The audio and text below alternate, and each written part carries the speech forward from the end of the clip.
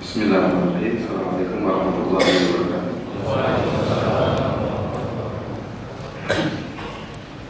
Innal hamdalillah nahmaduhu wa nasta'inuhu wa nastaghfiruhu wa natubu ilayh wa na'udzu billahi min shururi anfusina wa sayyi'ati a'malina. Man yahdihillahu fala mudilla lahu wa man yudlil fala hadiya lahu. Asyhadu an la ilaha illallah wahdahu la syarika lahu wa asyhadu anna Muhammadan 'abduhu wa rasuluhu la nabiyya ba'dahu. Ya ayyuhalladzina amanu taqullaha haqqa tuqatih wa la tamutunna illa wa antum muslimun. Fa inna asdaqal hadithi kitabullah wa khairal huda huda Muhammadin sallallahu alaihi wasallam. Syarrul umuri muhdatsatuha wa kullu muhdatsatin bid'ah wa kullu bid'atin dhalalah wa kullu dhalalatin fin nar. Para hadirin dan para hadirat yang dirahmati oleh Allah Subhanahu wa taala, alhamdulillah segala puji dan syukur wajib untuk kita panjatkan kepada Rabbul Alamin, penguasa alam semesta ini, atas segala kenikmatan dan karunia serta kemudahan yang memberikan kepada kita. Alhamdulillah pada pagi hari ini kita masih bisa berkumpul di rumah Allah Subhanahu wa taala dalam rangka mempelajari syariatnya dan dalam rangka bertafakuh fiddin. Semoga apa yang kita lakukan di pagi hari ini diberkahi oleh Allah Subhanahu wa taala dan menambah beratnya timbangan kebaikan kita di akhirat kelak. Salawat dan salam semoga tercurahkan kepada Nabi Muhammad SAW, kepada keluarganya serta kepada seluruh sahabat beliau tanpa terkecuali. Pembahasan kita pada pagi hari ini adalah tentang kisah Nabi Lut alaihissalam dan bagaimana diadab kaumnya Nabi Lut alaihissalam yang melakukan perbuatan yang sangat keji, yaitu praktek homoseksual. Dan Allah Subhanahu wa taala menyebutkan kisah Nabi Lut dalam banyak surat. Allah mengulang-ulangi kisah Nabi Lut ya, dalam surat Al-A'raf, dalam surat Hud, dalam surat Al-Hijr ya, dan surat-surat yang lain, surat Al-Qamar dan yang lainnya ya, dengan gamblang dan tegas ya, bahwasanya bagaimana Allah mengazab kaum Nabi Lut yang mereka melakukan praktek homoseksual karena perbuatan tersebut dan perbuatan yang sangat keji. Pembahasan tentang kisah Nabi Lut terasa lebih penting lagi, terutama di zaman sekarang ini ya, yang dimana muncul sebagian orang-orang yang mulai berusaha untuk melegalkan perbuatan homoseksual. Kalau seandainya yang melegalkan atau menghalalkan perbuatan homoseksual adalah orang-orang kafir, maka ini adalah perkara yang wajar. Orang kafir mereka memang melampiaskan syahwat mereka ya, mereka berfantasi dalam hal ini dan tidak sampai mereka melakukan perbuatan seksual yang aneh ya. Kenapa? Karena mereka tidak menemukan kebahagiaan sehingga mereka berusaha mencari cara-cara yang aneh dengan penyiksaan, dengan hewan dan yang lain sebagainya ya.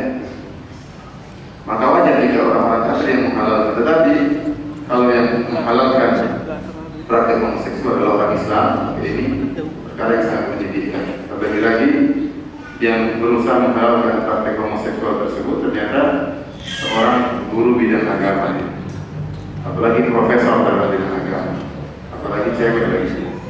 Oleh karenanya ini sangat menyedihkan dan perlu bagi kita untuk mengingatkan umat Islam akan bahayanya praktek homoseksual. Ini akan sangat jelas kalau kita membahas tentang kisah Nabi Lut alaihissalam. Dan insya Allah para hadirin dan hadirat yang dirahmati oleh Allah Subhanahu wa taala, di antara surat-surat ayat-ayat dalam surat-surat yang membahas tentang kisah Nabi Lut, kita memilih ayat-ayat yang termaktub dalam surat Hud, ya, surat yang 11. Bagi siapa yang bawa Quran silakan dibuka ya. Surat Hud, surat yang ke-11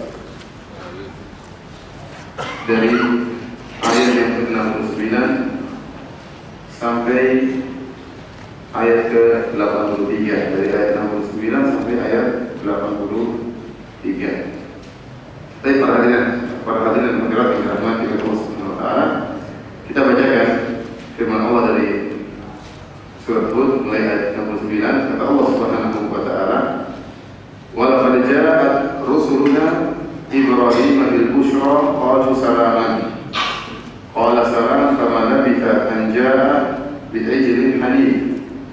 Kata Allah Subhanahu wa taala, sungguh telah datang para rasul kami kepada Nabi Ibrahim bil busyra, dengan membawa kabar gembira. Qalu salam, tatkala rasul-rasul kami mendatangi Nabi Ibrahim, mereka mengucapkan salam kepada Nabi Ibrahim. Qala salam, Nabi Ibrahim menjawab salam mereka. Famalabitha an jaa bi ajrin hanif. Tidak lama kemudian Nabi Ibrahim segera mendatangkan anak sapi yang telah dipanggang. Rasul-rasul yang datang kepada Nabi Ibrahim alaihissalam, mereka adalah para malaikat utusan Allah Subhanahu wa taala yang diutus oleh Allah untuk menghadap kaum Nabi Lut. Namun sebelum para malaikat tersebut menghadap kaum Nabi Lut, Allah memerintahkan para malaikat tersebut untuk mampir di singgah di Nabi Ibrahim alaihissalam. Dan kita tahu Nabi Lut dan Nabi Ibrahim tinggal sezaman. Sebagian ahli tafsir seperti Al-Hafidz Ibnu Katsir rahimahullah menyatakan Nabi Lut adalah keponakan Nabi Ibrahim. Namanya Lut bin Haran bin Azar. Ya, jadi keponakan langsung Nabi Ibrahim alaihissalam. Dan dia orang yang beriman terhadap Nabi Ibrahim. Nabi Ibrahim berdakwah di Irak, namun semua penduduk Irak kafir kepada Nabi Ibrahim, tidak menerima dakwah Nabi Ibrahim, termasuk ayahnya Azar. Tapi keponakannya Lut menerima, dan akhirnya mereka terusir dari Irak dan mereka berhijrah ke negeri Syam untuk berdakwah. Di antaranya Allah Subhanahu wa taala mengutus Nabi Lut alaihissalam ke negeri Sadum. Yang Sadum ini menurut ahli tarikh dan ahli tafsir seperti Ibnu Katsir rahimahullah menyatakan bahwa Sadum adalah tempatnya di daerah Laut Mati, yaitu di daerah Urdun. Oleh karenanya banyak ahli sejarah dan juga ahli tafsir ya, dari al-mutaqaddimin maupun mutaakhirin dan ahli tafsir yang terdahulu maupun sekarang menyatakan bahwasanya Laut Mati itulah dahulu tempat tinggalnya kaum Nabi Lut yang kemudian Allah Subhanahu wa taala binasakan mereka, negeri mereka Allah hancurkan, lalu Allah berubah menjadi Laut Mati. Allah akan bisawab akan kebenaran, tetapi demikianlah pernyataan sebagian ahli sejarah, ahli tafsir, dan ini pernyataan ahlul kitab termasuk dalam kitab suci mereka. Tetapi dalil yang qat'i, dalil yang sangat tegas menjelaskan bahwasanya Laut Mati adalah tempat dibinasakannya kaum Nabi Lut, tidak ada dalil yang tegas dan sahih, tetapi demikianlah pernyataan ahli tafsir dan ahli sejarah. Ya. Tempat tersebut namanya Sadum yang diutus Nabi Lut kepada mereka. Oleh karenanya ada istilah sekarang Sodomi, mungkin diambil dari nama kota tempat tinggalnya kaum Nabi Lut. Dan Nabi Lut alaihissalam mendakwahi mereka, dakwah mereka dan memperingatkan mereka akan kemungkaran yang mereka lakukan. Di antara kemungkaran yang mereka lakukan, mereka melakukan banyak kemungkaran, sebagaimana Allah sebutkan dalam surat Al-Ankabut dan ayat Allah Subhanahu wa taala, "Innakum latatuna ar-rijala wa taqta'una as-sabila wa ta'tuna fi nadikum al-munkar." Kalian mendatangi para lelaki dan kalian merampok dan kalian melakukan kemungkaran di tempat pertemuan kalian. Di sini Allah menyebutkan 3 kemungkaran yang mereka lakukan. Yang pertama, kalian melakukan praktek homoseksual, dan yang kedua, kalian merampok orang-orang yang melewati tempat kalian, dan yang ketiga, kalian melakukan kemungkaran di tempat pertemuan kalian. Ada khilaf di kalangan para ulama apa kemungkaran yang dilakukan oleh kaum Nabi Lut di tempat perkumpulan mereka. Ada yang mengatakan mereka sering mengganggu orang yang lewat, terutama para wanita. Mereka lempar dengan kerikil mengganggu para wanita, karena mereka suka dengan lelaki dan benci terhadap wanita, sehingga mereka sering melempar wanita dengan kerikil di tempat pertemuan mereka. Ada yang mengatakan mereka tidak punya malu, sehingga mereka sering buang angin, ya, lomba-lombaan buang angin di antara mereka.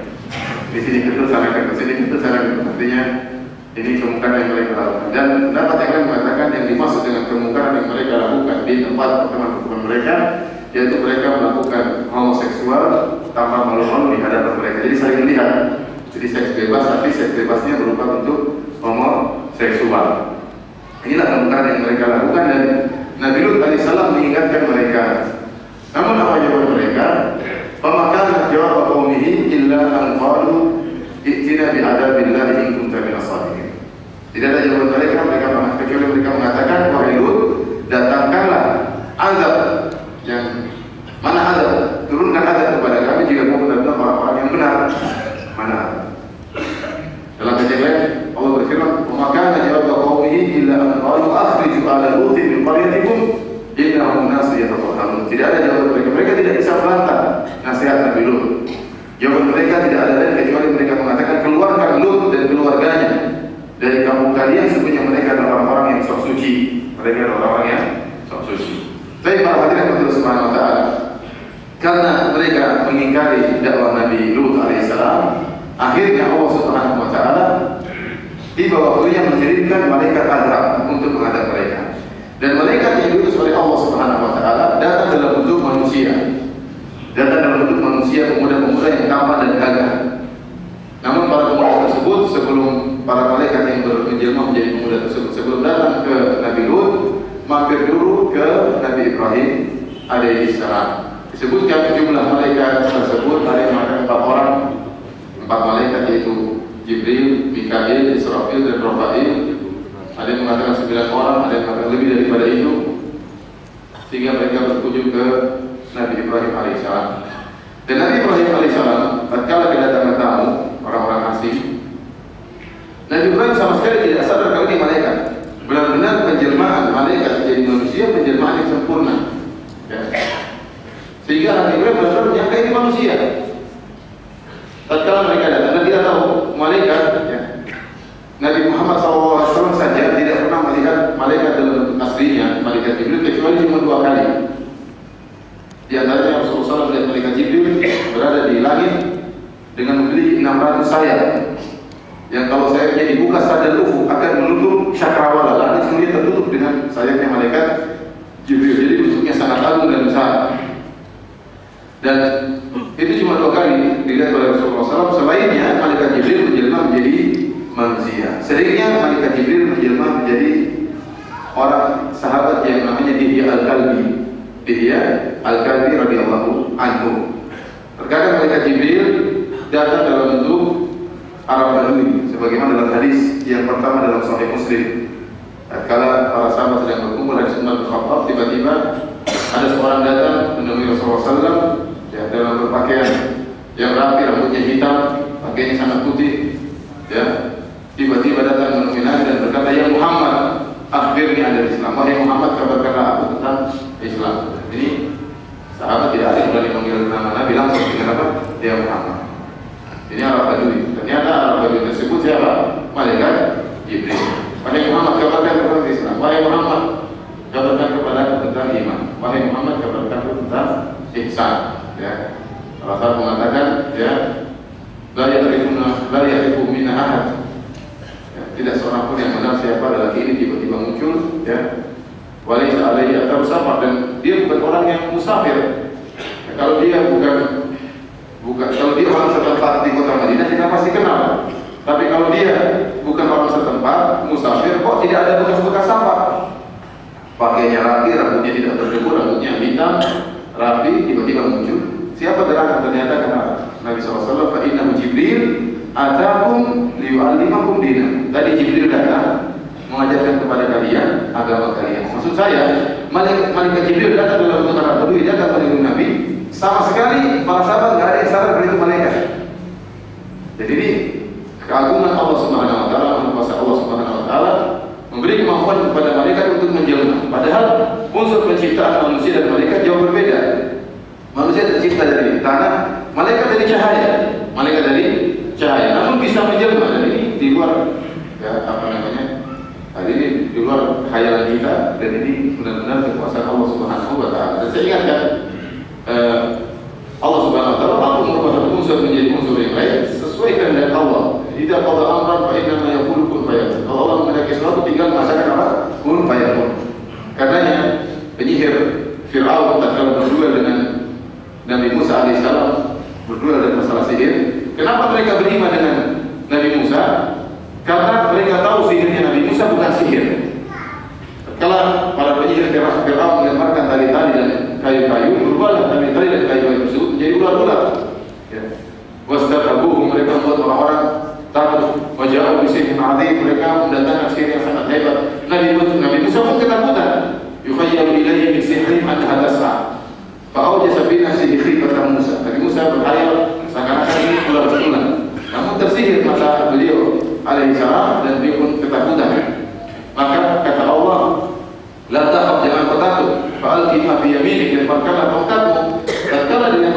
sifatnya jadi ular betulan.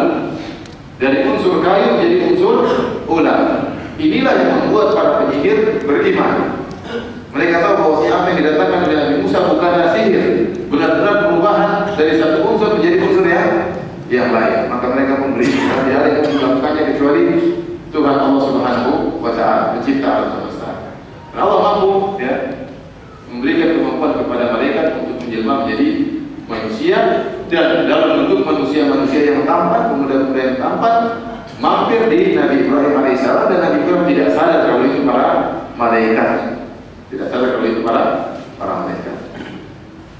Maka Nabi Ibrahim alaihissalam, di antara kebaikannya, beliau segera berusaha menjamu tamu-tamu tersebut. Faragha ila ahlihi faja'a bi'ijlin samin. Segera dia pulang ke rumah, siapkan istrinya, kemudian siapkan anak onta yang gemuk, Dia pilih anak onta yang gemuk, bukan anak sapi yang gemuk. Kemudian dia panggang, kemudian dia hidangkan kepada para tamu-tamu tersebut. Ini di antara kemuliaan Nabi Ibrahim, di antara sifat para anbiya adalah memuliakan tamu. Dan memuliakan tamu sudah ada sejak zaman Nabi Ibrahim. Padahal Nabi Ibrahim tidak kenal siapa mereka ini. Tidak pernah ada hubungan sebelumnya. Mereka tidak pernah berbuat baik kepada Nabi Ibrahim. Nabi Ibrahim tidak kenal orang-orang asing datang, namun dijawab oleh Nabi Ibrahim. Kemudian siapkan apa? Anak sapi yang gemuk dipanggang, kemudian dikasih. Kalau kita goreng tempe, kemudian dihidangkan kepada tamu-tamu. Tidak dimakan ya wajar karena tempe. Ini sekarang sudah dihidangkan anak sapi yang gemuk, dipanggang dengan lezatnya, diletakkan di hadapan tamu-tamu tersebut. Ternyata tidak dimakan. Faqarrabahu ilaihi qala ala ta'kulun. Nabi Ibrahim sudah dekatkan, dihidangkan, dimajukan, didekatkan sama tamu-tamu tersebut. Nabi Ibrahim berkata, ala ta'kulun, kenapa kalian tidak makan? Kata Allah Subhanahu wa Ta'ala pada ayat yang ke-70 dari surat Hud, falamma ra'a aydiyahum la tasilu ilaihi nakirahum. Tatkala Nabi Ibrahim melihat tangan-tangan tamu-tamunya sama sekali tidak menyentuh daging sapi yang dia hidangkan, nakirahum, maka Nabi Ibrahim merasa aneh, ini kenapa? Wa awjasa minhum khifah, maka Nabi Ibrahim takut. Ini siapa gerangan mereka ini kok tidak mau makan? Sementara Nabi Ibrahim sudah berusaha banyak menghidangkan makanan tersebut. Tatkala para malaikat tahu Nabi Ibrahim ketakutan, maka para malaikat berkata, qalu la takhaf, inna ursilna ila qaumin. Kata mereka dengan khawatir, wahai Ibrahim, sungguhnya kami diutus oleh Allah untuk menghancurkan kaum Nabi Lut alaihissalam. Wa ra'atuhu qa'imatun fadhahikat. Tatkala itu ada istri Nabi Ibrahim, yaitu Sarah. Istri Nabi Ibrahim istrinya berapa? 2 menurut versi dalam Al-Quran disebutkan apa, dalam Islam cuma disebutkan apa? Sarah sama siapa? Hajar. Kalau di dalam Injil disebutkan ada istri ketiga. Ada istri, intinya dia poligami. Nabi Ibrahim alaihissalam, di sini istrinya Sarah. Hajar di mana? Hajar sedang berada di mana? Di Mekah. Istrinya disebutkan oleh sebagian tafsir ikut menjamu para malaikat tersebut. Mungkin bantu Nabi Ibrahim, kemudian dengar perbincangan Nabi Ibrahim dengan para malaikat tersebut. Dan tatkala Nabi Ibrahim melihat para malaikat tadi tidak mau makan sapi yang dihidangkan oleh Nabi Ibrahim, Nabi Ibrahim ketakutan. Dan kalau Nabi Ibrahim ketakutan, istrinya lebih takut lagi. Karena perempuan lebih takut daripada lelaki. Biasanya demikian. Namun terkadang enggak juga ya. Karena biasanya perempuan lebih takut daripada lelaki. Tatkala dikabarkan, para malaikat tadi mengabarkan bahwasanya kami tidak ingin melakukan apa-apa, artinya kami tidak ingin menyakitimu, tetapi kami diutus oleh Allah untuk menghancurkan kaum Nabi Lut. Mendengar kabar tersebut, maka gembiralah istrinya, berarti tidak ada yang dikhawatirkan. Wa imra'atuhu qa'imatun fadhahikat. Istrinya yang berdiri kemudian tertawa gembira, ternyata tidak ada masalah, tidak ada yang perlu ditakutkan. Fabasyarnaha bi Ishaqa wa min wara'i Ishaq Yaqub. Kata Allah Subhanahu wa Ta'ala, maka kami beri kabar gembira kepada istrinya Sarah tentang Ishaq, bahwasanya dia akan punya anak namanya siapa? Ishaq. Dan Ishaq ini akan punya anak lagi namanya Yaqub. Ini kabar gembira luar biasa. Jadi kata Allah, kami beri kabar gembira kepada istrinya bahwasanya kau akan punya anak Ishaq dan kau akan punya cucu namanya Yaqub, anaknya Ishaq. Qala, istrinya tatkala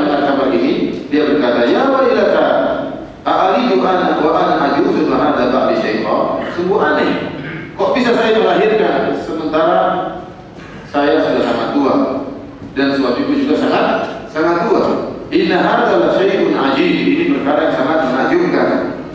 Kata para malaikat, qalu fatajabina min amrillah. Apakah kau heran dengan keputusan Allah? Mudah semuanya bagi Allah. Rahmatullahi wa barakatuhu 'alaikum ahlal bait innahu Hamidum Majid. Sungguhnya rahmat Allah dan keberkahannya berlimpah kepada kalian wahai keluarga Ibrahim. Sungguhnya Allah Maha terpuji lagi Maha Agung. Para hadirin Allah Subhanahu wa taala, ayat ini dijadikan dalil oleh para ulama seperti Ibnu Katsir bahwasanya anak yang hendak disembelih oleh Nabi Ibrahim alaihissalam yaitu Ismail, bukan Ishak. Karena pendapat ahlul kitab, orang-orang Yahudi dan Nasrani, mereka berpendapat yang hendak disembelih oleh Nabi Ibrahim bukan Ismail, tetapi Ishak. Karena mereka tahu anak yang akan disembelih anak yang mulia. Sementara Yahudi keturunan siapa? Ishak. Orang-orang Yahudi adalah anak dari Yakub bin Ishak bin Ibrahim, bukan dari jalan Nabi Ismail. Dari jalan Nabi Ismail cuma Nabi Muhammad SAW. Adapun Bani Israil Yahudi dan Nasrani, mereka keturunan Nabi Yakub bin Ishak. Jadi mereka ingin menyatakan nenek moyang kamilah yang dahulu ingin disembelih oleh Nabi Ibrahim. Dan ada sebagian salaf yang berpendapat dengan pendapat ahlul kitab bahwasanya yang disembelih adalah Ishak. Namun ayat ini membantah, sebagian sudah jelaskan oleh Al-Hafidz Ibnu Katsir rahimahullah, bahwasanya yang hendak disembelih oleh Nabi Ibrahim bukanlah Ishak tetapi Ismail. Dalilnya apa? Dalilnya sebelum Ishak lahir, ya, sebelum Ishak lahir sudah diberi kabar gembira oleh malaikat bahwasanya Ishak akan punya anak namanya siapa? Yakub. Jadi sebelum Ishak lahir, malaikat sudah datang kepada Nabi Ibrahim dan mengatakan kepada istrinya, engkau akan punya anak namanya siapa? Ishak. Dan Ishak ini akan punya anak namanya Yakub. Jadi sudah ada dalam pengetahuan mereka bahwa Ishak punya anak namanya Yakub. Nah, kalau kemudian waktu berikutnya datang para malaikat menyuruh Nabi Ibrahim untuk menyembelih Ishak, maka Nabi Ibrahim akan berkata, loh malaikat, kok saya disuruh menyembelih Ishak? Bukankah kamu yang telah mengabarkan Ishak bakalan punya anak namanya Yakub? Kalau saya sembelih gimana punya anak? Paham? Atau Nabi Ibrahim mengatakan, oh tidak bakalan mati, oh dia akan punya anak. Jadi ujian tersebut hilang. Jadi yang benar, yang hendak disembelih adalah Nabi Ismail alaihissalam. Dan kita tahu ya, Nabi Ismail adalah putranya siapa? Hajar. Jadi Ibrahim alaihissalam menikah sama Sarah dalam waktu yang lama, puluhan tahun tidak punya anak. Dan Sarah punya pembantu namanya Hajar. Dia dari Raja Mesir. Jadi pembantu di keluarga mereka. Tatkala Sarah kasihan lihat suaminya sudah tua tak punya anak, maka Sarah menghadiahkan pembantunya kepada suaminya, nikahi saja pembantu saya biar kau punya anak. Akhirnya dinikahi oleh Nabi Ibrahim. Tatkala punya anak, Sarah cemburu sama Hajar. Padahal tadi dia carikan istri. Padahal dia tadi suruh apa? Nikah. Namun begitu suaminya ternyata punya anak, dia pun cemburu. Jadi terkadang demikian, istri pertama carikan istri kedua, tahu-tahu istri pertama tadi akhirnya apa? Cemburu. Itu wajar ya. Itu pun kalau dicarikan. Jadi sendiri nggak dapat apa. Perhatian Allah Subhanahu Wa Taala. Makanya waktu dikabarkan akan punya anak namanya Ishak, maka istrinya heran. Saya sudah tua, kok bisa punya anak? Bukan saya yang bersuami, saya juga sudah tua. Sudah berapa tahun kita lewat tidak punya anak, kok bisa tiba-tiba bisa punya anak? Maka bagi malaikat muda, atajabina min amrillah. Apakah kau heran dengan keputusan Allah? Perkara yang mudah bagi Allah Subhanahu Wa Taala, tinggal mengatakan kun fayakun. Kemudian kita lanjutkan ayat 74. Kata Allah Subhanahu Wa Taala, falamma dhahaba an Ibrahim ar-rawhu wa ja'atul bushra yujadiluna fi qaumi Lut. Tatkala telah hilang rasa takut dari Ibrahim, tadinya ketakutan ini siapa ini kok dikasih makanan enggak disentuh-sentuh. Dan ada pengumuman, tolong merapat ke depannya. Ada teman-teman kita yang belakang dulu. Tolong merapat agak banyak. Apa terus ke depan karena yang di luar di tangga kasihan tidak ada tempat. Jadi dari mau sekali lagi itu rapat ke depan. yang di bawah tangga masih banyak kebilangan. Untuk yang akhwat, mohon maaf karena kurangnya tempat yang di dalam, kita lagi sediakan di samping luar di bawah pohon mangga. Sementara lagi disiapkan pakaian, jadi mohon sabar kesulitan untuk disiapkan pakaiannya.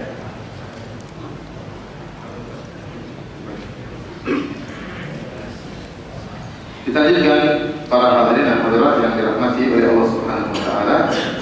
Kata Allah Subhanahu wa taala dalam surat Hud ayat 74, "Falamma dhahaba 'an Ibrahim ar-ru'u wa ja'atul busyra yujadiluna fi qaumihi."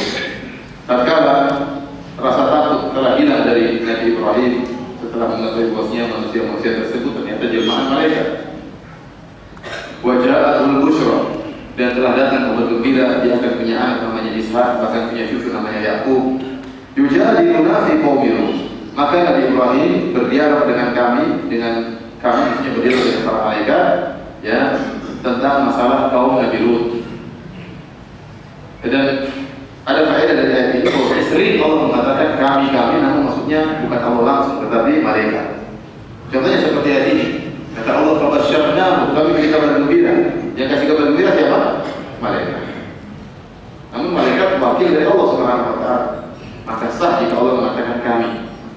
Demikian juga ketika Allah mengatakan yujadiluna, Nabi Ibrahim berdialog mendebat kami, maksudnya bukan Allah langsung tapi para malaikat. Karena ini bantahan bagi orang-orang Nasara yang mengatakan Tuhan kalian juga ganda berbilang. Buktinya ya sering dikatakan apa? Inna nahnu nazzalna dzikra, sesungguhnya kami yang telah menurunkan apa? Al-Quran. Kita katakan bahwasanya ya itu kesalahpahaman.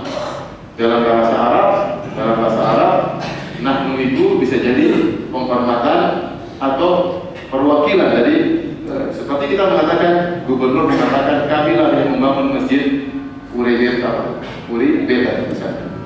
Bukan gubernur yang bangun, bukan kayu, bukan batu yang bangun. Dia cuma apa? Perintahkan. Gubernur mengatakan saya yang bangun, kami yang bangun. Demikian juga padahal sudah jelas Allah berfirman, "Qul huwallahu ahad", dia Allah yang Maha Esa. Kalau seandainya nahnu tersebut maknanya kami, Tuhan itu ganda berbilang, maka orang-orang musyrikin, Abu Jahal, Abu Lahab dan teman-temannya yang pakar bahasa Arab sudah protes kepada Nabi sejak dahulu. Mereka suka mencari-cari kesalahan Rasulullah SAW. Namun mereka pakar bahasa Arab, mereka tahu bahwa kalimat kami ini tidak melazimkan bahwasanya Allah itu berbilang. Nah, orang-orang Nasara yang bahlul bahasa Arab ya, kemudian ingin mencela dari sisi bahasa Arab. Karena mereka mengakui Tuhan mereka ganda, mereka ingin Tuhan kita juga apa? Berbilang. Namanya tidak benar. Allah mengatakan inna nahnu nazzalna dzikra, kami yang menurunkan Al-Quran. Bisa maknanya nahnu di situ kami pengagungan, bisa maknanya malaikat yang menurunkan. Allah berfirman, "Fa idza qara'nahu fattabi' Qur'ana", wahai Muhammad, kalau kami bacakan Al-Quran maka ikuti.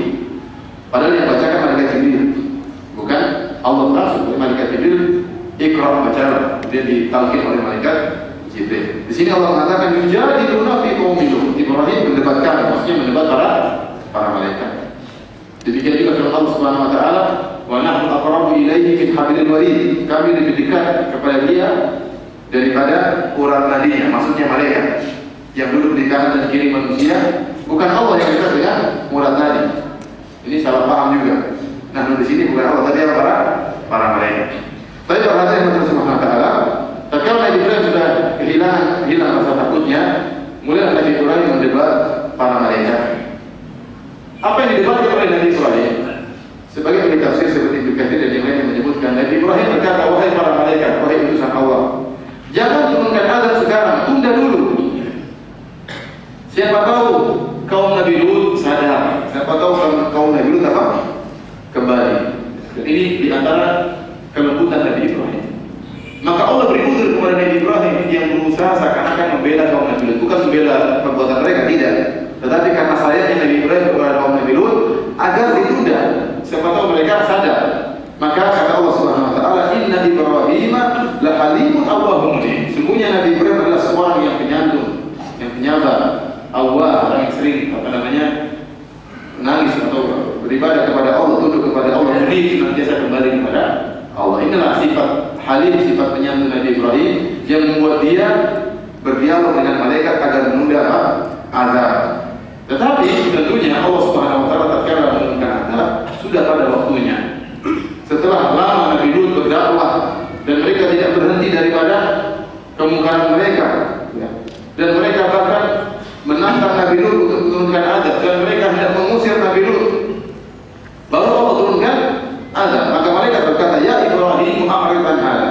Wahai Ibrahim, berpalinglah engkau dari hal ini. Jadi enggak usah dialog sama kami tentang masalah ditunda azab atau tidak. Innahu qad jaa'a amrun, perkaranya sudah ditetapkan, telah datang keputusan Rabbmu. Wa innahum atihim adzabun ghairu mardud. Sungguhnya mereka akan ditimpa dengan azab yang tidak bisa ditolak lagi. Mereka akan ditimpa dengan azab yang tidak bisa ditolak lagi. Setelah itu, setelah singgah di Nabi Ibrahim, ya, maka berangkatlah para malaikat tersebut menuju ke kaum Nabi Lut alaihissalam. Allah berfirman pada ayat berikutnya, ayat ke-77 dari surat Hud, walamma ja'at rusuluna lutan si'a bihim wa dhaqa bihim dar'a wa qala hadha yawmun 'asib. Tatkala datang rasul-rasul kami menuju Nabi Lut, si'a bihim, maka Nabi Lut merasa susah dengan datangnya mereka ini. Wa dhaqa bihim dar'a, dan dadanya merasa sempit dengan datangnya tamu-tamunya ini. Wa qala hadha yawmun 'asib, kata Nabi Lut, ini hari yang sangat berat hari ini. Kenapa? Nabi Lut juga tidak tahu bahwasanya ini para malaikat. Dia menyangka manusia biasa sebagaimana pamannya Nabi Ibrahim tidak tahu itu adalah para malaikat. Nabi Lut pun demikian, menyangka ini orang-orang biasa. Disebutkan oleh para ahli tafsir, malaikat datang kepada Nabi Lut menjelang maghrib. Jadi sore, ya, menjelang maghrib. Kalau kita menjelang berbuka, tapi masih lama berbuka. Datang Nabi Lut, kaum datang menuju Nabi Lut menjelang maghrib. Dan ternyata yang datang bukan tamu biasa, sangat tampan. Jadi Allah benar-benar artinya menjelmakan malaikat tersebut para laki yang gagah dan tampan. Nabi Lut bilang ini bahaya. Ini santapan lezat bagi kaum saya. Repot ya. Maka dia pun merasa sulit. Karena kasihan sama tamunya, ini tamu saya gimana? Sebagai tuan rumah harusnya membela tamu, jangan sampai tamunya diganggu. Maka Nabi Lut mengatakan, hadza yaumun 'asib. Ini hari yang sangat karena pasti tamunya akan tahu. Mungkin waktu lewat orang-orang berlihat itu siapa itu, tampan sekali. Berita tersebar. Apalagi istrinya Nabi Lut berkhianat kepada Nabi Lut dan ikut mengabarkan kabar kepada kaumnya bahwasanya di rumah saya ada tamu-tamu yang tampan. Ini yang Allah isyaratkan bahwasanya istri Nabi Lut adalah kafir, ya. Dalam Al-Quran Allah mengatakan, "Daraballahu mathalan lil ladzina kafaru imra'atan Nuh wa imra'atan Lut." كانتا تحت عبدين من عبادنا صالحين فخانتاهما فلم يغنيا عنهما من الله شيئا وقيل ادخلا النار مع الداخلين. Kata Allah Subhanahu wa taala, Allah memberi perumpamaan bagaimana orang kafir tentang istri Nabi Lut dan istri Nabi Nuh. Mereka berdua ini adalah istri-istri para hamba-hamba yang saleh. Fakhanatahuma, namun kedua istri ini berkhianat kepada kedua hamba yang saleh. Ya, mereka kafir, tidak beriman kepada Nabi Nuh dan tidak beriman kepada Nabi Lut. Maka kata Allah, "Alam yughni anhum min Allahi syai'an." Suami mereka tidak bisa menolong mereka sama sekali. Nabi Nuh dan Nabi Lut tidak bisa menolong istri mereka karena istri mereka kafir. Ya, fakhanatahum, mereka berkhianat. Kata para ulama yaitu kafir kepada Nabi Lut dan Nabi Nuh. Dan di antara pengkhianatan istri Nabi Lut adalah mengabarkan kepada kaumnya bahwasanya ada tamu-tamu yang tampan di rumahnya. Qila adkhulan nar ma'a dakhil. Kata Allah, masuklah kalian berdua ke dalam neraka jahanam bersama orang yang masuk neraka. Dan dugaan Nabi Lut alaihissalam benar. Ternyata berita telah tersebar, orang-orang pada berdatangan. Ayat berikutnya kata Allah Subhanahu wa taala, "Wa ja'ahu qaumuhu yuhra'una ilaihi." Maka datanglah kaumnya yuhra'un, bersegera. Segera ini ada santapan lezat, apa itu enggak? Dalam ayat yang lain kata Allah, wajah ahlul Madinah yastabshirun. Penduduk satu kampung seluruhnya datang gembira karena ada santapan lezat. Ibnu Katsir mengatakan seluruh negeri Sodom itu seluruhnya homo, tidak ada yang homo. Semuanya lelakinya homoseksual dan semua wanitanya lesbi. Semuanya homoseksual. Sehingga begitu dengar ada cewek yang, dan tadi kita jelaskan di antara tafsir para ulama, mereka biasa melakukan pesta seks homoseksual.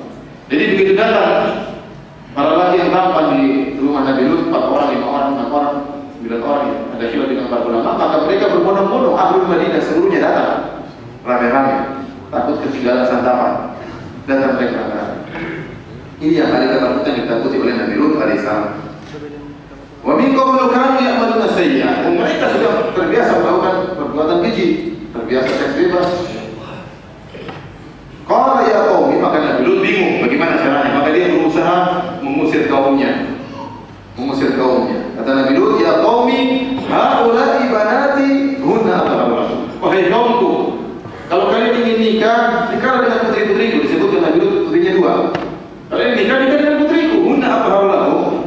Putriku lebih suci, lebih baik, lebih bersih daripada kalian menggauli para lelaki di dubur-dubur mereka. Ingat, Nabi Lut masih menyangka tamu-tamunya manusia. Adalah manusia. Fattaqullaha wa la tukhzuni fi dhaifi. Takutlah kalian kepada Allah dan janganlah kalian menghinakan aku di hadapan tamu-tamuku. Nabi Lut mengatakan, kalian memang suka laki-laki, tapi ingat, jangan mempermalukan. Ini tamu-tamu saya, jangan ganggu mereka. Tanggung jawab seorang tuan rumah menjaga tamu-tamunya. Alaysa minkum rajulun rasyid, bukankah di antara kalian ada orang yang cerdas? Maka apa jawaban kaum Nabi Lut? Menawarkan dengan baik. Kalian lama kalau menikah, saya serahkan istri saya, nikah secara yang resmi, yang baik-baik, bergaul dengan mereka sebagaimana orang-orang yang waras dan yang normal. Kalau kalian masih saja tidak mau normal, masih ingin tidak normal, kalau gitu pandanglah saya, ini tamu-tamu saya, jangan ganggu, jangan permalukan saya, jangan hinakan saya di hadapan tamu-tamu saya. Namun tamu-tamu mereka ngeyel. Kaumnya Nabi Lut ngeyel. Kata Allah Subhanahu wa taala, mereka berkata, mereka membantah Nabi Lut. Qalu laqad alimta ma lana fi banatika min haqq wa innaka la ta'lamu ma nurid. Wahai Lut, kau sudah tahu kami tidak berhasad sama putri-putri, kami tidak berhasad dengan perempuan. Wa innaka la ta'lamu ma nurid, dan sungguh kau tahu kami ini apa yang kami suka, kau tahu. Kami disuka dubur, bukan suka kubul. Dan kami ingin apa? Dubur dan bukan kubul. Kata Nabi Lut alaihissalam, qala law anna li bikum quwwatan aw awi ila ruknin syadid. Seandainya saya memiliki kekuatan atau saya bisa bersandar kepada kekuatan yang kuat. Jadi Nabi Lut alaihissalam tidak punya kabilah di situ. Telah kita jelaskan, dia dari Irak, kemudian diusir oleh kaumnya bersama Nabi Ibrahim, kemudian berdakwah di mana? Negeri Syam. Sehingga tidak ada sukunya. Kalau dia Nabi Lut mengatakan, seandainya saya punya keluarga yang kuat, saya punya suku-suku, saya punya kabilah, maka saya akan membela tamu-tamu siapa suku bersandar kepada siapa. Tidak ada. Antum bayangkan, Nabi Lut dibela sama satu kampung, homo semua. Yang demo apa? Orang-orang homo. Repot. Dan Allah menyebutkan, la amruka, dalam surat Al-Hijr kata Allah, la amruka innahum la fi sakratihim ya'mahun. Demi umur wahai Muhammad, semuanya kaum Nabi Lut la fi sakratihim ya'mahun, mereka dalam kondisi mabuk yang membutakan. Jadi mereka mabuk kepayang. Benar-benar sudah syahwat mereka sudah memuncak lihat para lelaki yang begitu tampan, dan saya katakan para mereka tersebut datang dalam bentuk lelaki yang tampan yang tidak wajar. Tampannya apa? Tidak wajar. Jadi kita jadi ingat tentang kisah Nabi Yusuf alaihissalam tatkala melewati para wanita, sehingga para wanita ibu-ibu tersebut akhirnya memotong tangan mereka dalam kondisi luka, dan mereka tidak sadar saking tampannya Nabi Yusuf alaihissalam, dan mereka mengatakan ma hadza basyara in hadza illa malakun karim. Ini bukan manusia, ini malaikat. Tampannya seperti ini. Jadi sudah tergambarkan bagi orang-orang bahwasanya mereka itu tampan. Oleh karenanya Allah menjadikan malaikat Jibril dan teman-temannya menjelma jadi para lelaki pemuda yang tampannya tidak wajar. Maka kata Allah, la fi sakratihim ya'mahun, sungguh mereka sedang mabuk kepayang yang membutakan. Benar-benar mereka sudah syahwatnya sudah sampai di sini. Jadi nggak mau, pokoknya mau sini nggak boleh. Demo, demo. Orang homo juga suka demo. Orang homo juga suka demo. Terkadang bentuk, terkadang kasar. Pada hari yang Allah Subhanahu wa taala, Nabi Lut tetap berusaha membela tamu-tamunya. Dan ternyata mereka akhirnya mengancam Nabi Lut. Ini di waktu malam mereka datang. Jadi saya katakan tentang tamunya datang menjelang apa? Maghrib. Dan mereka mengancam Nabi Lut. Allah menyebutkan dalam Al-Quran, walaqad warawaduhu an dhaifihi. Sungguh mereka telah merayu Nabi Lut agar menyerahkan tamu-tamunya. Nabi Lut tidak mau. Dan mereka mengancam, wahai Lut, serahkan tamu-tamu, kalau tidak dia akan kami lakukan pada besok pagi. Mereka mengancam Nabi Lut. Dan sebelumnya mereka telah mengancam Nabi Lut. Jadi ini perkara yang menakjubkan. Sebagaimana penjelasan para ahli tafsir. Kata Allah Subhanahu wa taala, "Fama kana jawab qaumihi illa an qalu akhriju ala lutin min qaryatikum innahum unasun yatahharun." Dan tidak ada yang bisa mereka bantah terhadap Nabi Lut, tidak ada jawaban mereka kecuali mereka mengatakan, "Usir keluarga Nabi Lut, sungguhnya mereka adalah orang-orang yang sok suci." Jadi aneh. Mereka ini sekarang terjerumus dalam hal yang kotor, mendatangi dubur itu hal yang kotor. Sementara Nabi Lut yang normal dianggap sok suci. Kemudian mereka berdalil dengan sucinya Nabi Lut untuk diusir. Harusnya orang kotor yang diusir. Namun sebaliknya mereka berdalil dengan sucinya Nabi Lut untuk diusir. Kata para ulama ini menunjukkan fitrah mereka sudah terbalik. Mereka sudah tidak waras, sudah tidak normal. Dan syaitan telah menghiasi perbuatan mereka sehingga dubur yang kotor dianggap indah dan yang bersih dianggap apa? Kotor. Mereka mengancam untuk mengusir Nabi Lut. Tidak ada jawaban, hanya syahwat. Dan akhirnya mereka mengancam Nabi Lut. Tatkala Nabi Lut ya kawan dengan tamunya, tatkala itulah maka malaikat mengaku. Malaikat berkata, kata Allah dalam ayat berikutnya, kata Allah, qalu, para malaikat berkata, ya Lutu, inna rusul rabbika lam yasilu ilaik. Kami ini malaikat Nabi Lut, jangan khawatir. Mereka tidak bakalan bisa mengganggumu. Ini sudah jadi para malaikat.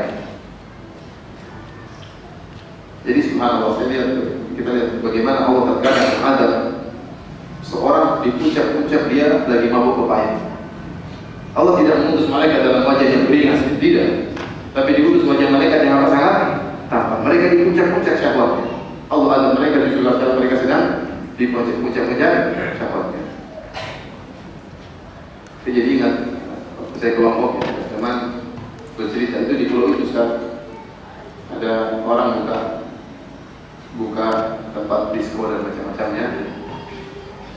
Kemudian peresmiannya pada malam Ramadan. Pada malam itu juga Allah cabut nyawa orang tersebut.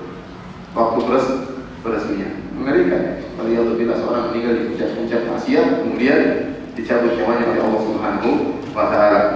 Maka mereka mengatakan, wahai Nabi Lut, jangan khawatir, mereka tidak akan bisa mengganggumu. Fa'asri bi ahlika bi qit'in min al-lail wa la yaltafit minkum ahadun illa imra'atak. Pergilah engkau dan keluargamu ya di malam hari keluar dari rumah, wa la yaltafit minkum ahadun illa imra'atak, dan tidak ada seorang pun yang boleh berpaling balik menengok ke belakang kecuali istrimu. Innahu musibuha ma asabahum. Sungguhnya istrimu akan ditimpa dengan azab yang menimpa kaummu.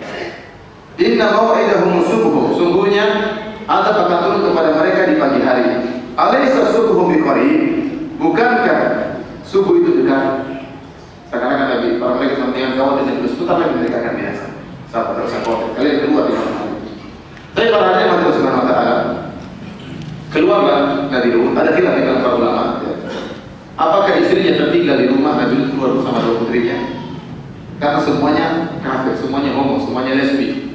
Allah berfirman dalam ayat yang lain, "Fa akhrajna man kana fiha minal mu'minin." Kami selamatkan dari kampung tersebut yang beriman.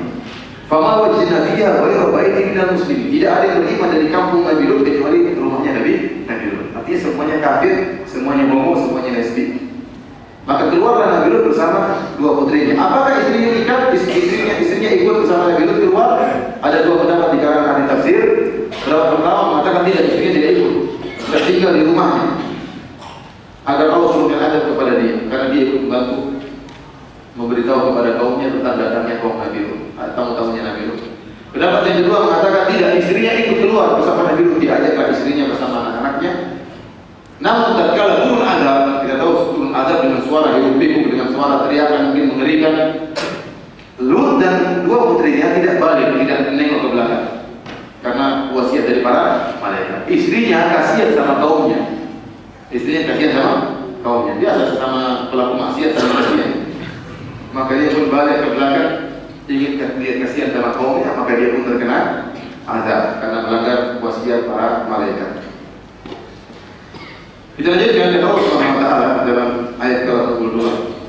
Falamma jaa amruna ja'alna 'aliyaha safilaha wa amtarna 'alaiha hijaratan min sijilin mandud. Tatkala datang keputusan kami, maka kami jadikan ya negeri kaum Lut tersebut yang di atas menjadi di bawah, artinya Allah balik. Tadinya mereka berdiri di atas, Allah balik, Allah angkat ke atas langit, dibalik oleh Allah Subhanahu wa taala. Jadi disebutkan malaikat Jibril mengangkat dengan sayapnya.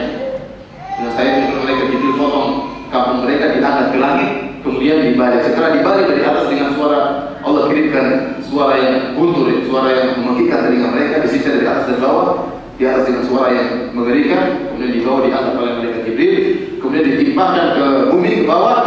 Setelah ditimpakan, kata Allah, amtarna 'alaiha hijaratan min sijilin mandud. Maka kami hujankan kepada mereka batu-batuan yang panas, yang terbakar dan keras dan bertubi-tubi. Itu cara disiksanya kaum Nabi Lut, siksaan yang sangat pedih. Musawwamatan 'inda rabbik. Kata Allah Subhanahu wa taala, yang batu-batu tersebut telah ditandai oleh Rabbmu. Apa maksudnya ditandai oleh Rabbmu? Kata sebagian ahli tafsir, maksudnya setiap kumpulan batu sudah dikasih tugas oleh Allah. Ini batu-batu untuk simpulan dari kaum Nabi Lut. Ini batu-batu untuk simpulan. Jadi kalau ada batu-batu mesti punya tugas, masing-masing punya tugasnya. Jadi mulai kemana saja batu yang sudah ditugaskan akan mengenai, tidak bisa meleset.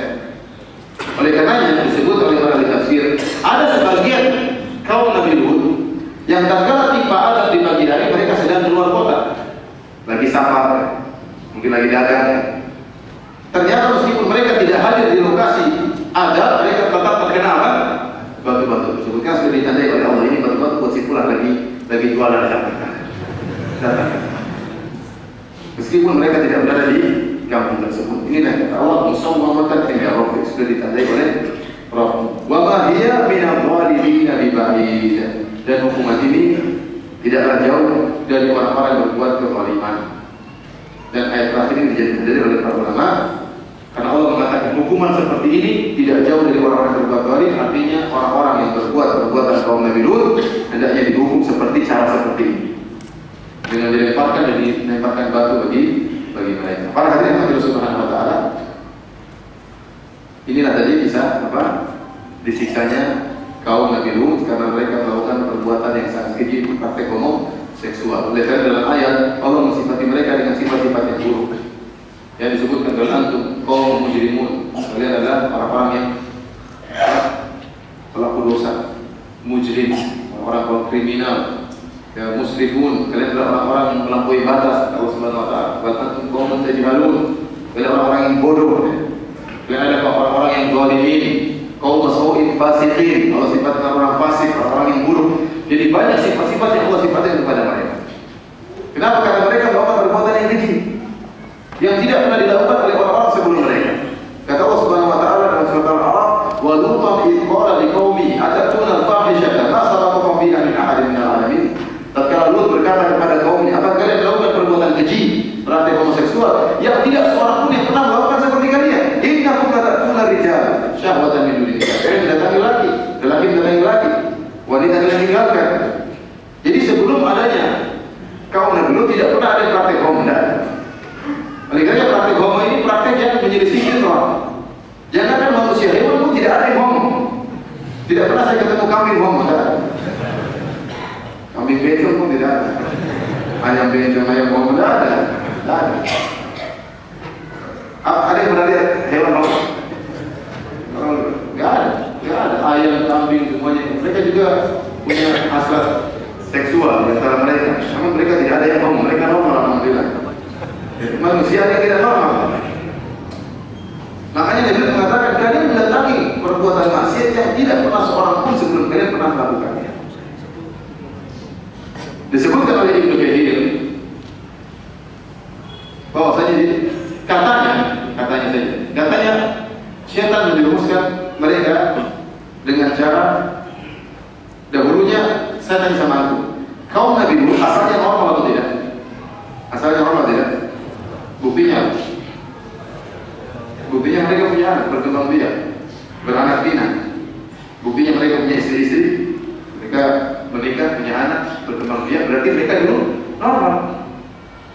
setan menjerumuskan mereka.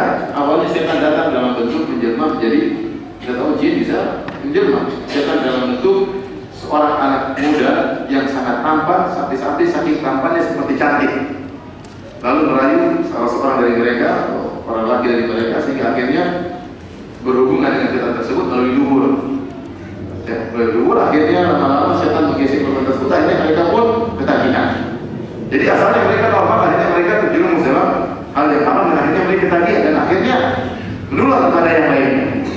Menular kepada yang lainnya. Akhirnya tadinya jadi perkara menjijikan menjadi perkara yang mereka anggap baik. Karena setan memang di antara fungsi setan, bahwasanya adalah syaitan a'malah. Setan itu menghiasi perbuatan-perbuatan kemaksiatan. Yang buruk dijadikan indah, yang syirik dijadikan indah. Sama seperti kisah Ratu Bilqis, ya.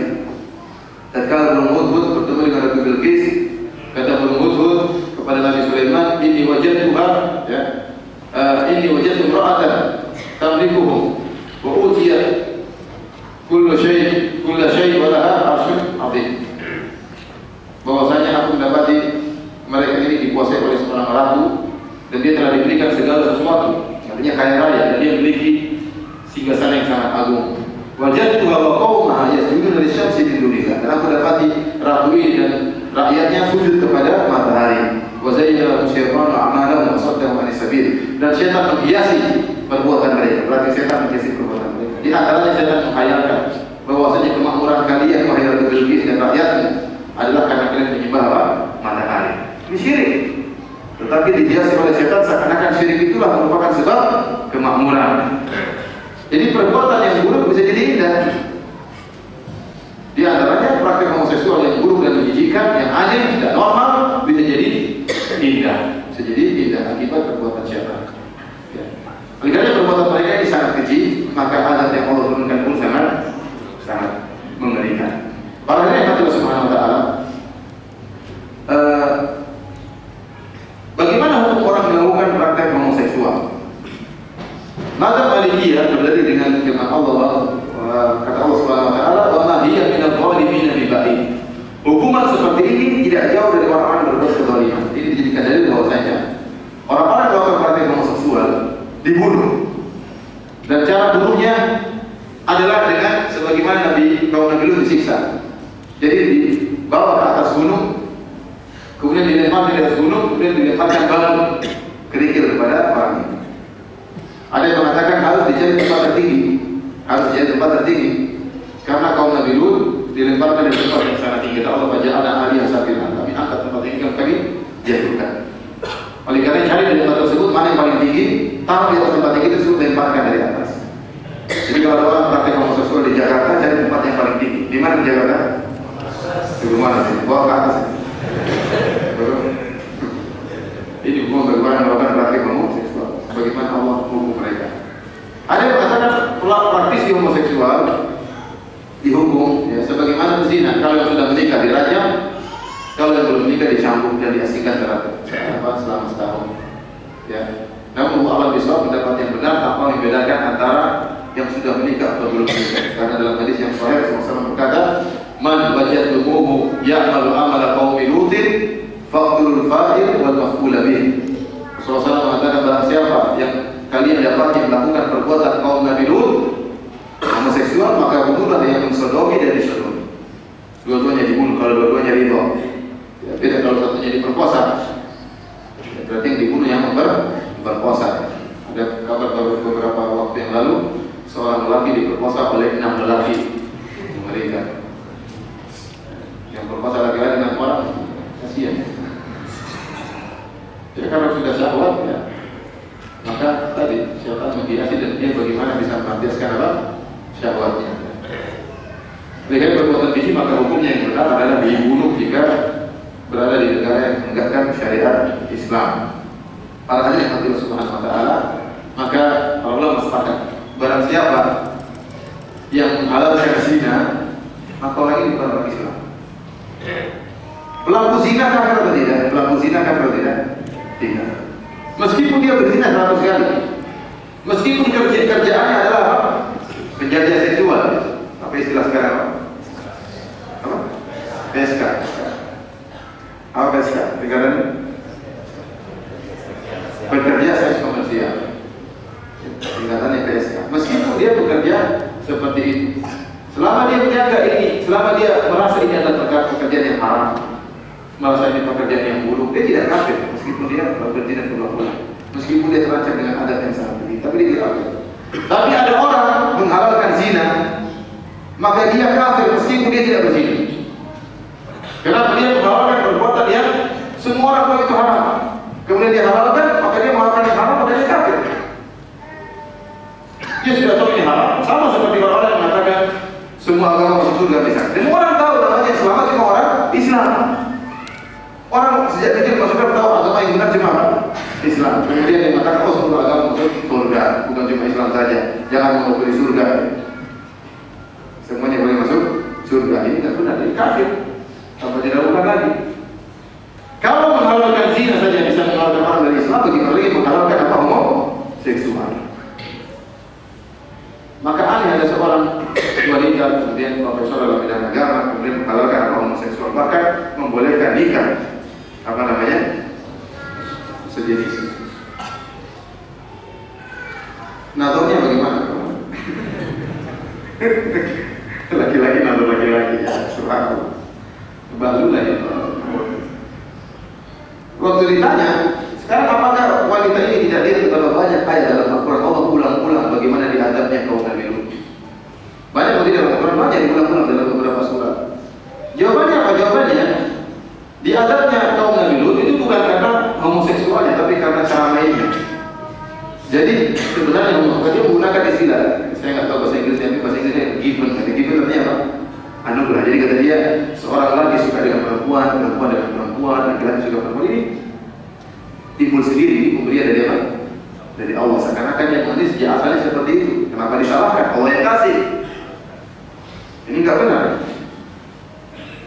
Tidak ada Allah menciptakan laki-laki atau suka laki-laki, nggak ada. Tapi dia pasti melakukan kesalahan. Pasti ada masa yang dilakukan sehingga dia terubah apa namanya fitrahnya. Jadi kalau ada orang suka hewan, gimana? Ada nggak orang suka hewan? Ada orang kafir, saya kata orang kafir, mereka tidak diberi kebahagiaan oleh Allah Subhanahu Wa Taala. Jika mereka tidak puas dengan seks yang normal, jika mereka berfantasi, entah dengan memukul pasangannya, entah dengan hewan, entah dengan macam-macam ya, laki dengan laki, mereka terus berfantasi untuk mencari kepuasan, tidak pernah mereka puas. Ini adab yang Allah berikan kepada mereka. Nah, kalau kita katakan ini pemberian dari Allah, ada orang suka sama ayam gimana? Ada orang suka sama kambing, nasi sama kambing, dikatakan ini pemberian Allah. Terus bagaimana manusia kaum Nabi Lut diadab? Kata mereka, kata dia, karena ini cara mainnya, mungkin kasar cara mainnya. Jadi ternyata ada KDRT juga dalam homoseksual. Jadi dari mana dia tahu bahwasanya kaum Nabi Lut mainnya kasar? Dari mana? Dari mana ayat yang menunjukkan kaum Nabi Lut apa namanya mainnya kasar? Justru tadi kita tersebutkan di antara tafsiran para ulama, wa ta'tuna, ya, kata Allah Subhanahu Wa Taala dalam surat Al-Ankabut, ya. Allah Subhanahu Wa Taala, wa ta'tuna fi nadikumul munkar, kalian melakukan kemungkaran di tempat pertemuan kalian, di antaranya mereka homoseksual, seks bebas, homoseksual saling melihat di antara mereka. Dan tidak ada di sini kasar-kasaran, mainnya santai-santai aja.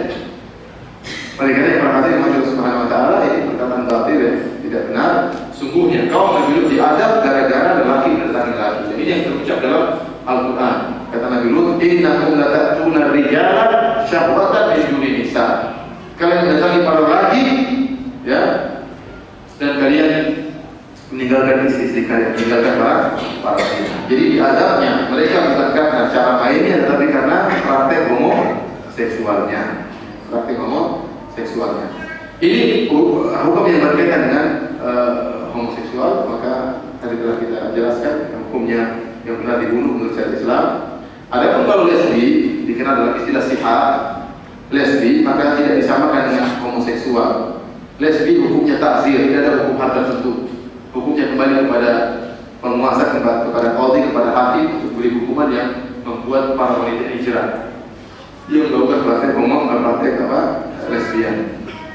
Beda kalau homo hukumnya khusus ya, hukumnya dibunuh. Pada ayat Allah Subhanahu Wa Taala ada satu yang ingin saya isyaratkan, itu masalah tafsiran buku tafsir mereka. Orang-orang Syiah, ya, mereka juga dalam masalah pernikahan mereka aneh-aneh juga, ya. Masalah muta juga mereka ada fantasi juga mereka. Oleh karenanya mereka mengatakan boleh berhubungan dengan wanita dari duhur. Ini pendapat orang-orang apa?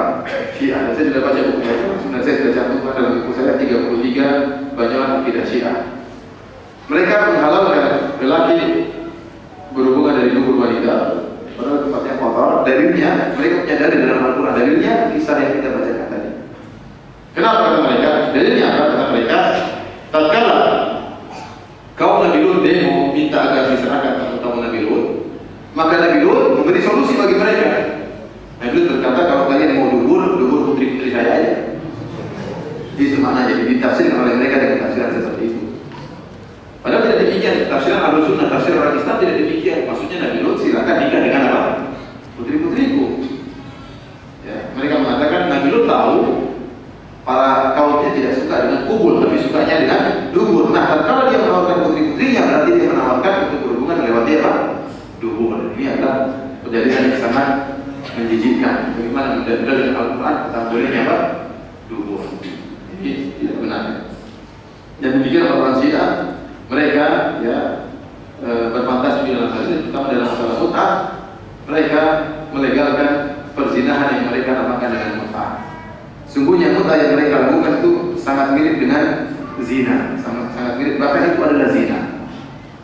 Jadi kalau kita debat dengan orang Syiah, kita mengatakan kalian sebenarnya berzina karena mereka. Kalau mut'ah zina, kenapa Nabi pernah membolehkan mut'ah dahulu? Apakah kita katakan Nabi pernah membolehkan zina kemudian dimasukkan? Kita bilang tidak benar. Yang Nabi bolehkan mut'ah dahulu di awal Islam, karena darurat di awal Islam, itu bukan model mut'ah yang kalian lakukan. Tetapi pernikahan tersebut nikah biasa, makanya dikenal dengan nikah mut'ah. Artinya apa? Ada walinya, ada saksinya, ada maharnya, hanya saja waktu pernikahan dibatasi. Itulah model pernikahan mut'ah yang pernah dibolehkan oleh Rasulullah SAW, kemudian dimasukkan dan diharamkan. Sebagaimana nikah biasa, cuma ada jangka waktunya. Adapun mut'ah yang kalian lakukan tidak demikian, tidak mesti ada wali, ya, tidak mesti ada saksi. Ya. Kemudian boleh bermut'ah dengan 100 wanita. Kalau nikah resmi hanya boleh 4. Tapi kalau bermut'ah boleh dengan 100 wanita. Dan dalam buku mereka seperti kitab Al-Kafirul Quraisy yang dianggap Sahih Bukhari oleh mereka, bahkan lebih mulia daripada Sahih Bukhari, ternyata mereka bolehkan mut'ah dengan pezina. Boleh.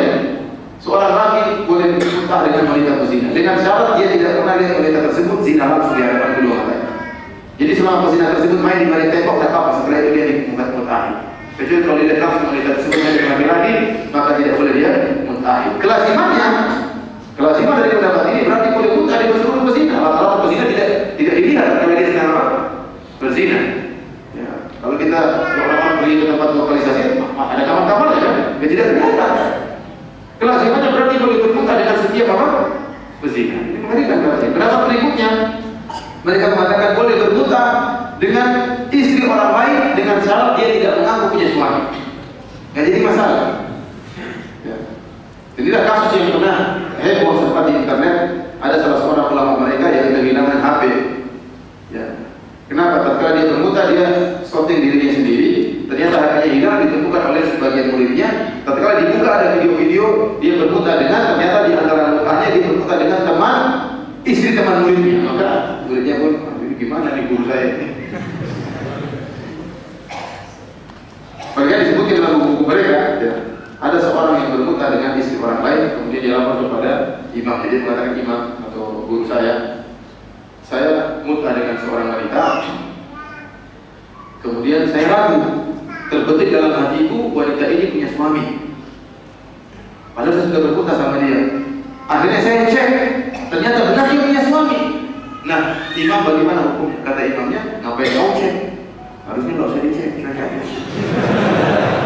Ini dalam hukum mereka. Makanya saya katakan bahwasanya mut'ah sebenarnya fantasi daripada zina, dengan dibumbui dengan apa? Sesuatu yang syar'i, ya, sesuatu yang syar'i. Sampai ada anekdot, benar atau tidak? Katanya ada seorang orang Rafidhi, orang Syiah yang pergi ke tempat ingin nikah mut'ah. Maka sebelum nikah mut'ah datang cewek tersebut, maka dia jelaskan, kata dia, ya saudariku, ini nikah boleh sebenarnya, hukum hukumnya. Kata teman-teman pelajar tadi, jangan lama-lama sudah langsung aja, nggak usah jelaskan hukumnya. Ya, intinya mau zina zina aja, nggak usah pakai dalil gitu. Mau zina zina aja, nggak usah pakai dalil. Jadi ini merusak ya, merusak mutai. Makanya Syiah banyak tersebar di kalangan mahasiswa dan mahasiswi. Asalnya mahasiswa suka pacaran, berzina, atau ada dalilnya. Ternyata dalilnya masih di ibadah, gimana? Gimana nggak menarik? Syiah, katanya. Jangan. Para Allah Subhanahu wa taala, Allah memberikan hukuman yang Allah berikan kepada mereka, orang Syiah yang mereka senantiasa menuduh ibunda kita Aisyah berzina. Padahal Allah telah membela Aisyah. Allah telah menurunkan sekitar lebih dari 10 ayat menyatakan Aisyah suci. Dia adalah istri Nabi kita Muhammad SAW. Dia adalah orang yang paling dicintai oleh Nabi. Dan Rasulullah SAW meninggal di pangkuan Aisyah. Apakah pantas Allah menjadikan Nabi meninggal di pangkuan seorang wanita berzina? Tatkala orang-orang Syiah menuduh Aisyah sebagai pezina, ternyata tujuannya tidak benar, maka kembali kepada mereka. Mereka yang suka berzina. Mereka suka berzina dengan mut'ahnya. Kemudian Allah Subhanahu wa taala, kita tahu orang yang menuduh orang lain berzina tidak ada buktinya, maka fajriduhum thamanina jaldan. Kata Allah, cambuk mereka sebanyak 80 kali. Dan Allah menghukum mereka tiap tahun mereka mencambuk diri mereka. Dia tidak dalam hari Asyura. Itulah hukuman bagi mereka yang suka muda dan menuduh ibunda kita yang tercinta Aisyah sebagai wanita berzina. Waliyahzubillah. Demikian para hadirin Allah Subhanahu wa taala. Ini sebagian yang bisa saya sampaikan dari kisah Nabi Hud alaihissalam. Semoga kita berhati-hati dari penyakit homoseksual dan kita jaga anak-anak kita lindungi.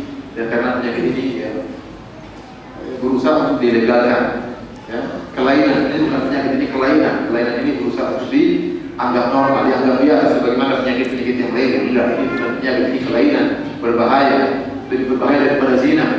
Ya, lebih berbahaya daripada zina. Ya, antum mana yang lebih menyedihkan? Kalau ketahuan misalnya saudara kita berzina atau homo, lebih sedih kalau dia homo, repot dong. Oleh karenanya semoga Allah Subhanahu wa taala melindungi kita dan keluarga kita dari hal seperti ini. Allah bisa, kalau ada yang bertanya